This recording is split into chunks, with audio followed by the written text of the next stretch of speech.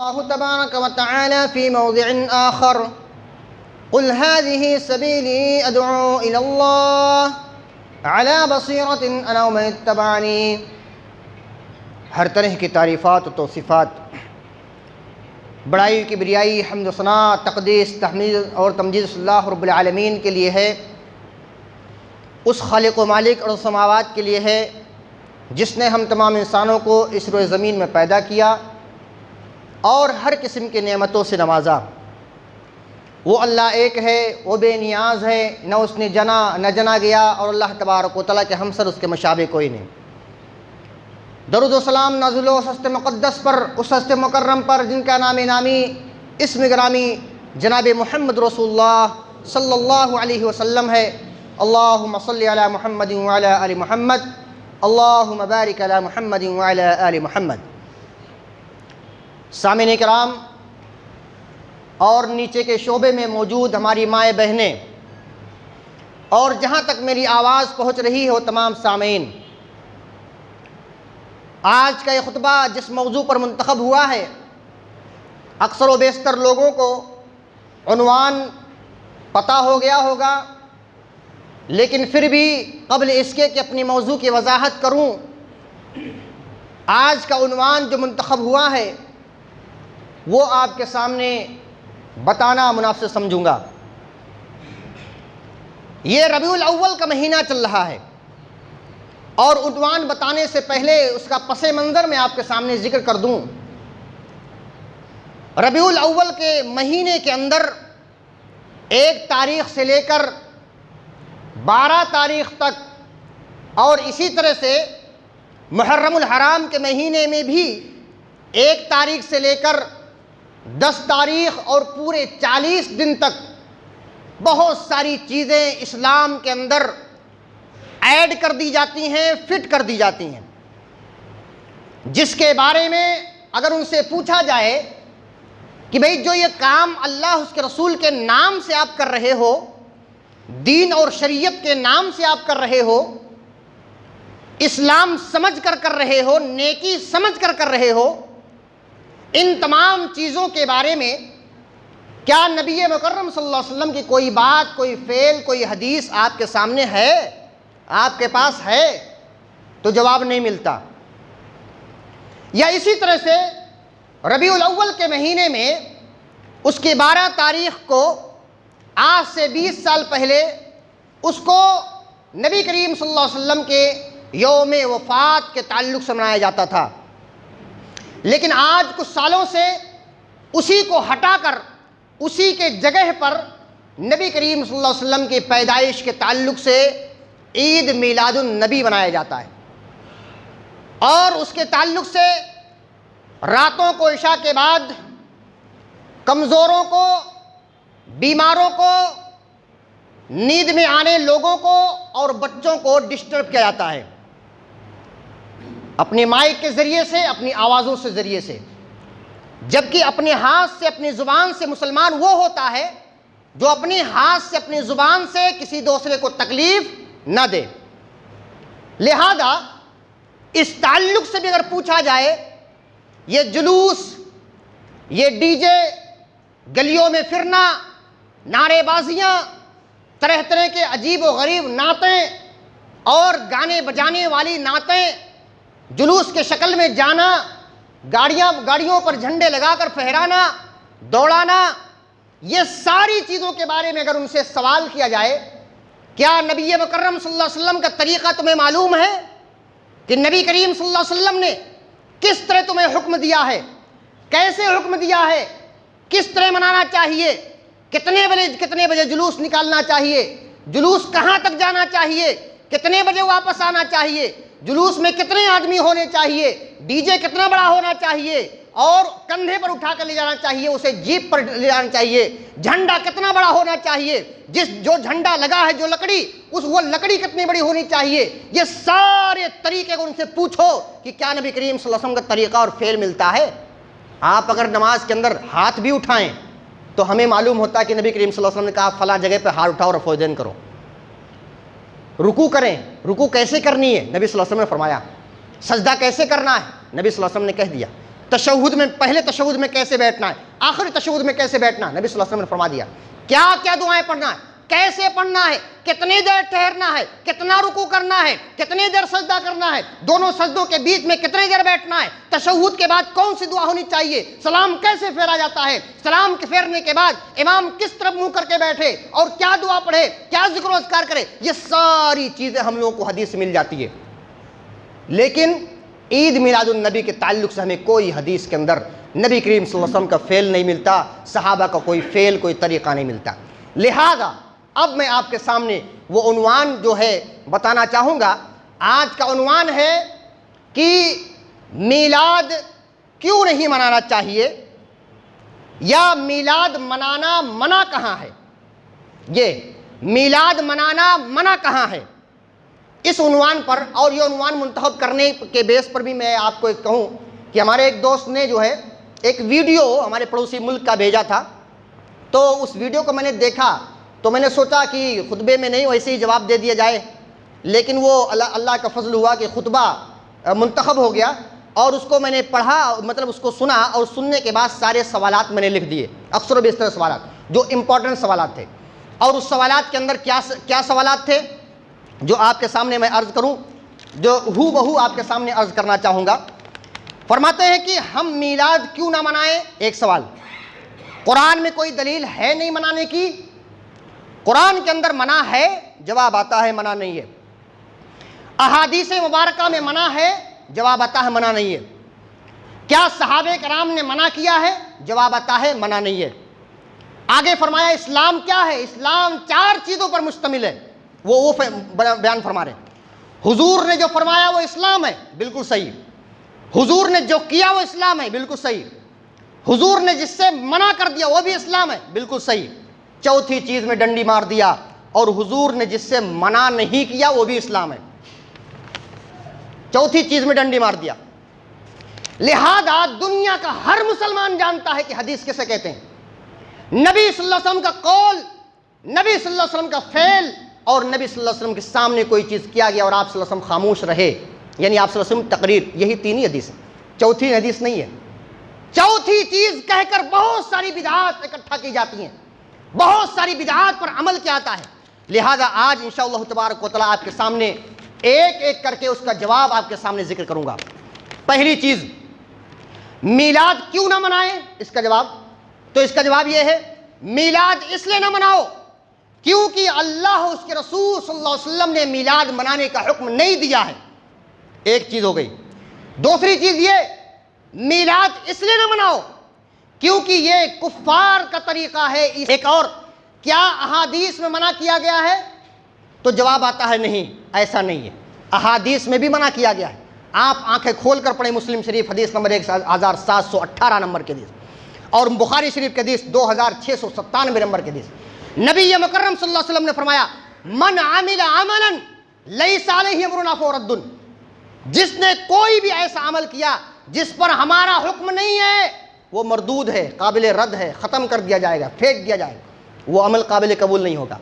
دوسری حدیث، من احدث فی امرنا ھذا ما لیس فیہ فہو رد، جس نے کوئی نئی بات ایجاد کی ہمارے معاملے کے اندر، یعنی دین کے معاملے کے اندر، ما لیس فیہ، جو اس کے اندر نہیں ہے، فہو رد، اسے رد کر دیا جائے گا، پھینک دیا جائے گا اسے۔ نبی صلی اللہ علیہ وسلم نے منع کیا ہے کہ آپ عمل کر ہی نہیں سکتے جب تک کہ محمد مصطفیٰ صلی اللہ علیہ وسلم کی دلیل نہ مل جائے، محمد مصطفیٰ صلی اللہ علیہ وسلم کی سنت نہ مل جائے، آپ عمل کر ہی نہیں سکتے۔ اس کے بعد ایک اور بات کہی جاتی ہے، کیا صحابہ نے منع کیا، تو ہاں منع کیا ہے، آپ آنکھیں کھول کر دیکھیں۔ آئیے دیکھتے ہیں، ایک صحابی کا واقعہ میں آپ کے سامنے ذکر کرتا ہوں کہ کیسے وہ دلیل مانگا کرتے تھے۔ حضرت عمر بن خطاب رضی اللہ عنہ کا زمانہ ہے، ایک مرتبہ ماں کے یعنی عورت کے پیٹ میں جو جنین اور بچہ ہوتا ہے اس کے تعلق سے لوگوں کو بلا کر مشورہ لیا، اور مشورے میں کہا، مشورہ جب لیا، حضرت مغیرہ بن شعبہ رضی اللہ عنہ نے کہا کہ نبی کریم صلی اللہ علیہ وسلم نے جنین کے معاملے میں فیصلہ کیا ہے، ایک غلام یا ایک لوڈی۔ حضرت عمر رضی اللہ عنہ نے مانا نہیں، کیا کہا، بِمَن یشہد مَعَکَ، تمہارے ساتھ کون گواہی دے گا، یہ جو تم بات کر رہے ہو نا، ماننے والا میں نہیں، جب تک گواہی نہ پیش کر دو، جب تک دلیل نہ پیش کر دو، میں تمہاری بات ماننے والا نہیں۔ لہذا وہاں پر محمد بن مسلمہ رضی اللہ عنہ موجود تھے. کہا کہ میں اس بات کی گواہی دیتا ہوں کہ نبی مکرم صلی اللہ علیہ وسلم نے ایسا فرمایا ہے. اور ایک واقعہ اور کہ حضرت ابو موسیٰ اشعری رضی اللہ عنہ کو حضرت عمر بن خطاب رضی اللہ عنہ نے بلایا. جب وہ آئے گھر میں آئے, گھر کے پاس آئے, کہا السلام علیکم السلام علیکم السلام علیکم 3 مرتبہ کہا, کوئی آواز نہیں گھر میں سے آئی.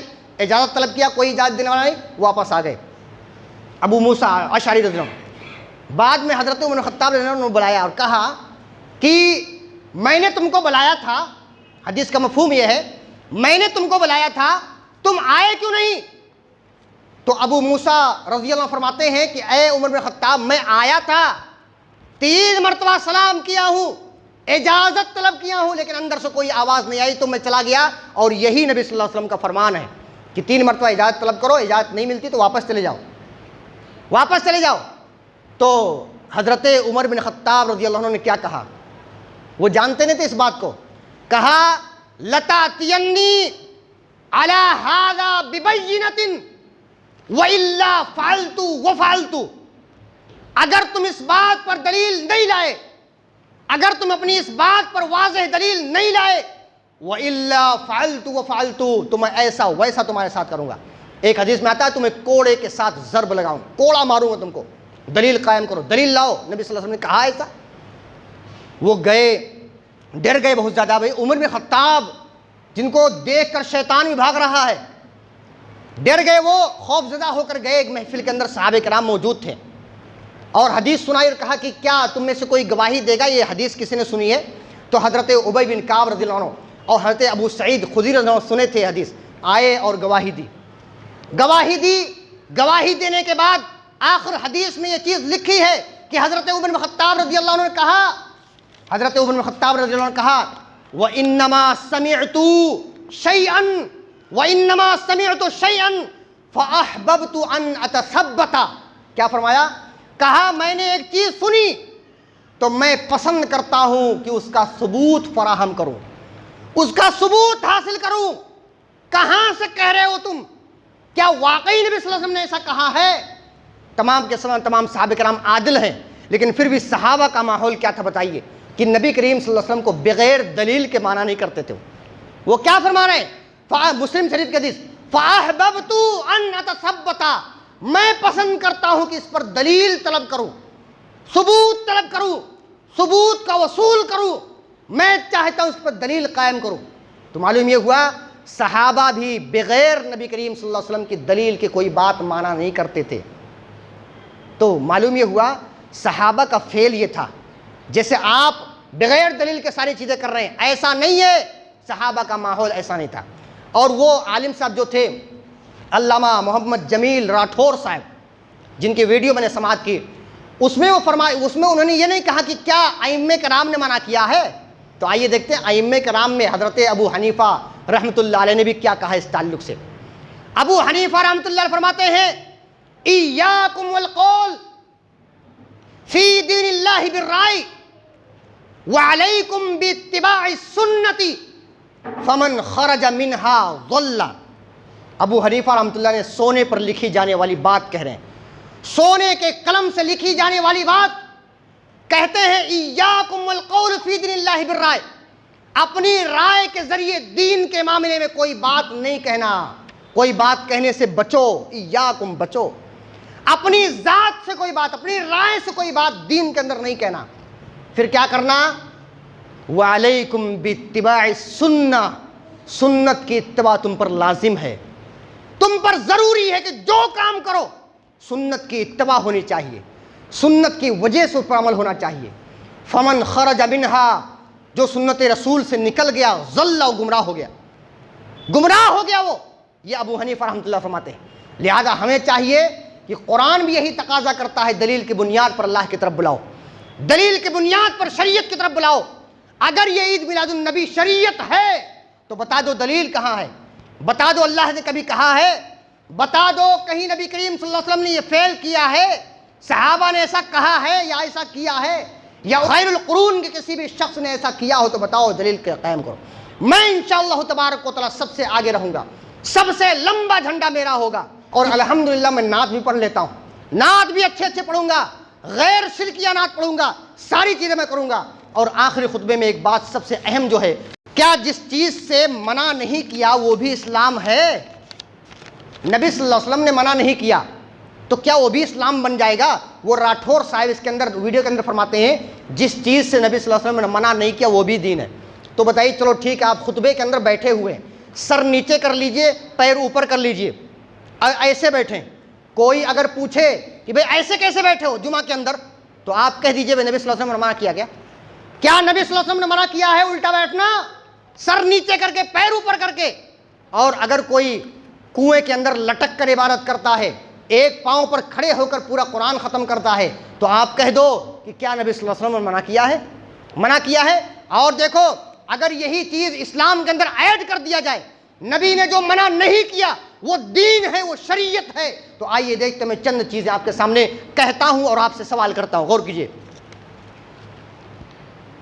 مغرب کی فرض نماز کتنی رکعت ہے؟ فرض نماز کتنی رکعت ہے؟ 3 رکعت ہے۔ آپ نے ظہر کی نماز 4 پڑھا، عصر کی نماز 4 پڑھا اور عشاء کی نماز 4 پڑھا، بیچ میں بیچاری مغرب کو 3 ہی رکعت کر دیا۔ کتنا بہتر ہوتا کہ اس کو بھی 4 کر لیا جائے، برابر ہو جاتا، ظہر بھی 4 ہو جاتا، عصر بھی 4 ہو جاتا، مغرب بھی 4 اور عشاء بھی 4 ہو جاتے، سب برابر ہو جاتے۔ تو بتائیے اگر میں مغرب کی نماز 3 کے بجائے 4 فرض پڑھاؤں تو صحیح ہے یا نہیں صحیح ہے؟ غلط ہے یا صحیح ہے؟ آپ جواب کیا دیں گے؟ غلط ہے۔ میں بولوں گا غلط کیوں ہے؟ آپ بولو گے نبی کریم صلی اللہ علیہ وسلم نے 3 ہی رکعت فرض قرار دی ہے، شریعت نے، دین نے 3 ہی رکعت فرض قرار دی۔ تو میں آپ سے کہوں گا کہ اگر میں پڑھ لیتا ہوں 4 تو 1 رکعت زیادہ ہونے سے کیا اللہ خوش نہیں ہو جائے گا؟ تو آپ کہو گے نہیں خوش ہوگا، اس لیے کہ نبی صلی اللہ علیہ وسلم کا طریقہ نہیں ہے۔ میں کہوں گا کہ 3 رکعت ہے، 4 رکعت پڑھنے سے کس نے منع کیا ہے؟ منع کہاں ہے بتائیے؟ میں 4 پڑھوں گا، منع کہاں ہے؟ منع کا تو کیا ایسا کر سکتے ہیں؟ ہر عقل اور دل اور دماغ رکھنے والا، سمجھنے بوجھنے والا کہے گا نہیں ایسا نہیں کر سکتے۔ دوسری بات، اذان سارے لوگ کھڑے ہو کر دیکھتے ہیں، کھڑے ہو کر سارے لوگ اذان دیتے ہیں۔ آج عصر کی نماز سے آپ سو کر اذان دیجئے اور پوچھئے کہ کیا نبی صلی اللہ علیہ وسلم نے سو کر اذان دینے سے منع کیا ہے؟ نہیں منع کیا ہے، نہیں منع کیا۔ طریقہ دیکھنا پڑے گا۔ نبی مکرم صلی اللہ علیہ وسلم نے کھڑے ہو کر اذان دینے کے لیے کہا ہے، لہذا کھڑے۔ ہاں مجبوری کا معاملہ ایک الگ معاملہ ہوتا ہے، لیکن بغیر کسی عذر کے آپ سو کر اذان نہیں دے سکتے۔ تو آپ یہ کہہ دیجئے سو کر اذان دینے سے نبی صلی اللہ علیہ وسلم نے منع کیا ہے، تو ظاہر سی بات ہے منع نہیں کیا، لیکن سنت نہیں ہے۔ اچھا اور آگے آئیے، جو ہے فرض کی وہ 6 وقت کی جو ہے 5 وقت نماز فرض ہے نا، 5 وقت نماز فرض ہے۔ آپ جانتے ہیں، نمازوں کا طریقہ بھی جانتے ہیں اور نمازوں کے اوقات بھی جانتے ہیں۔ فجر ہے جو ہماری فجر 8 بجے ہوتی ہے، کسی کی 9 بجے، کسی کی 10 بجے اور کسی کو ظہر میں ہوتی ہے، کسی کی فجر جو ہے ظہر میں ہوتی ہے۔ اچھا ظہر ہے، عصر ہے، مغرب ہے، عشاء ہے۔ عشاء کی نماز 8:30 بجے تقریباً ختم ہو جاتی ہے اور فجر کی نماز تقریباً 5:30 بجے شروع ہوتی ہے، 5:30 بجے کے بعد 8:30 بجے سے لے کے 5:30 بجے تک بڑا لمبا وقفہ ہو جاتا ہے۔ آؤ سب ہم لوگ مل کر ایک کام کرتے ہیں، 5 وقتہ نمازوں کو چھوڑ کر ایک نماز اور بیچ میں ایڈ کرتے ہیں، رات میں 12:30 بجے ایک نماز اور فرض قرار دے دیا جائے۔ بتائیے 5 وقت میں اللہ خوش ہوتا ہے تو 6 وقت میں بتائیے کتنا خوش ہو جائے گا؟ تو کیا 6 وقت کی نماز فرض قرار دے سکتے ہیں؟ سب لوگوں کا جواب یہی آئے گا نہیں دے سکتے۔ کیوں نہیں دے سکتے؟ کیا نبی صلی اللہ علیہ وسلم نے منع کیا ہے؟ منع تو نہیں کیا ہے، لیکن نبی صلی اللہ علیہ وسلم کا طریقہ نہیں ہے۔ اور آگے دیکھیے، تمام لوگ، ہم ہندوستان میں رہنے والے سارے لوگ پچھم سائڈ پر نماز پڑھتے ہیں۔ آج سے عصر کی نماز اتر سائڈ پڑھیں، دکن سائڈ پڑھیں، پورب سائڈ پڑھنا شروع کر دیں۔ بتائیے، اور سوال یہ کریں، کوئی منع کرے کہ نہیں نماز ادھر ہی پڑھنا چاہیے تو آپ اس کو کہو کہ نبی صلی اللہ علیہ وسلم نے اتر اور دکن اور پورب نماز پڑھنے سے منع کیا ہے، ظاہر سے منع نہ کیا، لیکن نبی کا طریقہ نہیں ہے، نبی مکرم صلی اللہ علیہ وسلم کا طریقہ نہیں ہے، اس لیے ہمیں نہیں کرنا چاہیے۔ اور آگے دیکھیں، ایک رکعت میں 1 رکوع 2 سجدے ہوتے ہیں، اگر 2 رکوع اور 3 سجدے کیا جائیں تو کیا حرج بتائے؟ 2 سجدے میں اللہ خوش ہوتا ہے تو 3 میں کتنا زیادہ خوش ہو جائے گا۔ لیکن کیا ایسا کر سکتے ہیں؟ نہیں کر سکتے۔ کیوں نہیں کر سکتے؟ نبی مکرم صلی اللہ علیہ وسلم طریقہ نہیں ہے۔ ایک چیز اور کہ عید کی نماز میں اذان اور تکبیر اقامت نہیں ہوتی، چلو اگلے سال سے رمضان کے عید میں ہم اذان بھی دیتے ہیں اور اقامت تکبیر بھی کہتے ہیں، کیا ایسا کر سکتے ہیں؟ نہیں کر سکتے۔ کیوں نہیں کر سکتے؟ کیا نبی نے منع کیا ہے؟ نبی مکرم صلی اللہ علیہ وسلم نے منع کیا ہے؟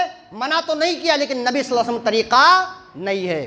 ایک آخری بات، 5 وقتہ مسجدوں میں آنا بڑی دشواری کا باعث ہے، آنا، پڑھ کے جانا، پھر بھاگنا، پھر آنا، پھر بھاگنا، 5 وقت لگا رہتا ہے، یعنی 5 مرتبہ آنا، 5 مرتبہ جانا، 10 مرتبہ ہو جاتا ہے۔ کیوں نہ ایسا کریں کہ فجر، ظہر، عصر، مغرب ساری نمازوں کو اکٹھا ظہر کی نماز میں ساری نمازیں پڑھ لیا جائے۔ تو کیا ساری نمازوں کو بغیر کسی عذر کے ساری نمازوں کو ایک وقت میں، ساری نمازوں کو ایک وقت میں پڑھ لینا اور فارغ ہو جانا، کیا ایسا کرنا جائز ہوگا؟ کیا ہوگا؟ ہاں جائز نا؟ جائز نہیں ہے۔ کیوں؟ کیا نبی صلی اللہ علیہ وسلم منع کیا؟ منع نہیں کیا۔ کیوں کرنا صحیح نہیں ہے؟ اس لیے کہ نبی مکرم صلی اللہ علیہ وسلم نے ایسا طریقہ نہیں بتایا۔ لہذا معلوم یہ ہوا، تمام چیزوں سے معلوم یہ ہوا کہ اللہ تبارک و تعالیٰ اپنے قرآن کے اندر یہ تقاضا کرتا ہے کہ دلیل کے بنیاد پر ہر عمل ہونا چاہیے۔ رسول اللہ صلی اللہ علیہ وسلم مسلم شریف حدیث نمبر 17-18 ان تقاضا کرتے ہیں، جو بھی امیر، جو بھی عمل شریعت کے مطابق نہیں ہوگا وہ رد کر دیا جائے گا، وہ قابل قبول نہیں ہو سکتا۔ لہذا صحابہ کرام کا ماحول بھی یہی تھا کہ دلیل کی بنیادوں پر مانا کرتے تھے۔ امام ابو حنیفہ رحمۃ اللہ نے بھی یہی کہا، کیا کہا؟ وعلیکم باتباع السنہ، تم پر اتباع سنت کی لازم ہے، اگر سنت سے جو نکل گیا ضل، گمراہ ہو گیا۔ اور یہ چیز نبی صلی اللہ علیہ وسلم نے جس چیز سے منع نہیں کیا وہ بھی اسلام ہے، یہ چیز صحیح نہیں ہے۔ لہذا معلوم یہ ہوا کہ اگر کوئی شخص عید میلاد النبی مناتا ہے اور اپنی دلیل جو اوٹ پٹانگ دلیلیں لا کر پیش کرتا ہے تو آپ اس کو کہیے نبی کریم صلی اللہ علیہ وسلم کا فعل لاؤ، نبی صلی اللہ علیہ وسلم کا قول لاؤ، کیا نبی صلی اللہ علیہ وسلم نے کہا ہے، کیا نبی صلی اللہ علیہ وسلم نے کیا ہے، کیا صحابہ نے کیا ہے، اگر کیا ہے تو اس کا طریقہ کیا ہونا چاہیے، کس طریقے پہ منانا چاہیے، اس کی سنتیں کتنی ہیں، اس کے فرائض کتنے ہیں، اس کے واجبات کتنے ہیں، وہ سنت ہے یا سنت موقدہ ہے یا سنت غیر موقدہ ہے یا واجب ہے یا فرض ہے، کیا ہے، یہ سارے سوالات ہم ان سے کریں تو معلوم پڑے گا کہ یہ چیزیں جو ہے بدعت ہو چکی ہیں اور یہ چیزیں دین کے اندر ایڈ کر دی گئی ہیں، اور جس نے بدعت کیا اس نے گمراہی کی، اور جس نے گمراہی کی وہ جہنم میں جانے کا باعث بن گیا۔ آئیے ہم دعا کرتے ہیں کہ اللہ تبارک و تعالی ہم تمام مسلمانوں کو اتباع سنت کرنے اور نبی کریم صلی اللہ علیہ وسلم کی سنت پر عمل کرنے کی توفیق عطا فرمائے۔ اے اللہ تبارک و تعالی ہم اسلام کے اندر، دین اور شریعت کے اندر وہی عمل کریں جو نبی مکرم صلی اللہ علیہ وسلم سے ثابت ہے، نبی صلی اللہ علیہ وسلم کا قول اور فعل اور تقریر ہے۔ آمین۔ اس کے بدولت جنت الفردوس میں اعلیٰ صالح مقام دے اور جہنم سے دلا۔ آمین۔ وآخر دعوانا ان الحمد للہ رب العالمین۔